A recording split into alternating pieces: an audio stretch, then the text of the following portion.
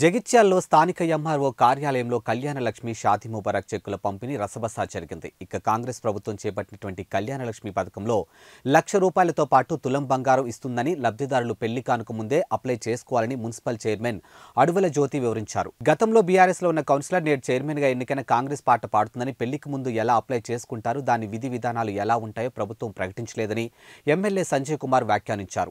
గతంలో బీఆర్ఎస్ ప్రభుత్వం కూడా పెళ్లి సమయంలో ఇంటికి తీసుకెళ్లి ఇచ్చారని కాంగ్రెస్ నాయకులు ఎమ్మెల్యేతో వాగ్వాదానికి దిగారు. ఈ నేపథ్యంతో ప్రోటోకాల్ విషయంలో ఫ్లెక్సీలపై ఎమ్మెల్యే ఫోటో లేదని బీఆర్ఎస్ నాయకులు ఆందోళన చేశారు. ఇక బీఆర్ఎస్ కాంగ్రెస్ వర్గీయుల మధ్య కొద్దిసేపటి వరకు ఘర్షణకు దిగారు. ఇక ప్రోటోకాల్ వివాదంపై కాంగ్రెస్ ఎమ్మెల్సీ జీవన్ రెడ్డి, ప్రభుత్వ చీఫ్ విప్ లక్ష్మణ్లు బీఆర్ఎస్ కాంగ్రెస్ కార్యకర్తలు సముదాయించడంతో గొడవకు తెరపడింది. ఇక బీఆర్ఎస్ కార్యకర్తలను సముదాయించిన ప్రభుత్వం విప్ అడ్లూరి లక్ష్మణ్ కుమార్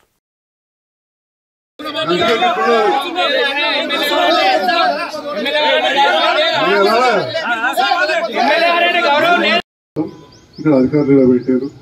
జల్లు ఉండబడదాం అనుకుంటే ఇక జ్యోతమ్మ మొన్నటిదాకా మా ఇంటనే ఉండే కానీ వారు వేరే పార్టీ పాట పాడారు.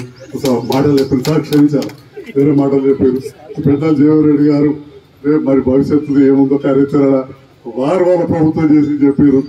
నెక్స్ట్ మా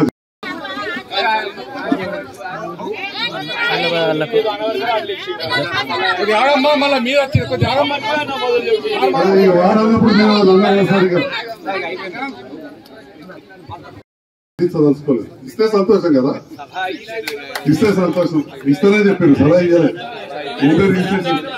డిస్కషన్. మరి అదే విధంగా జగిత్యాల పట్టణం నుంచి కూడా చాలా మంది ఉన్నారు.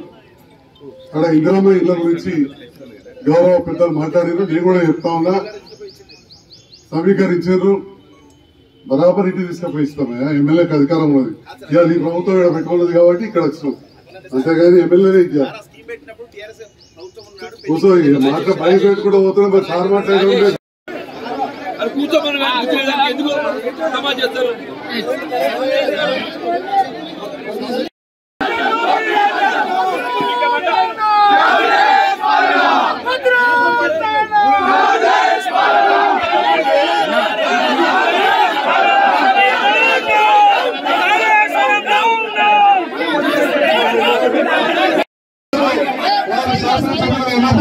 మేము గౌరవించుకున్నాం.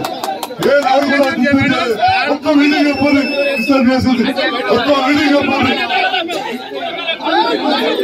ఒక్క మీటింగ్ 5 ఏళ్ళలో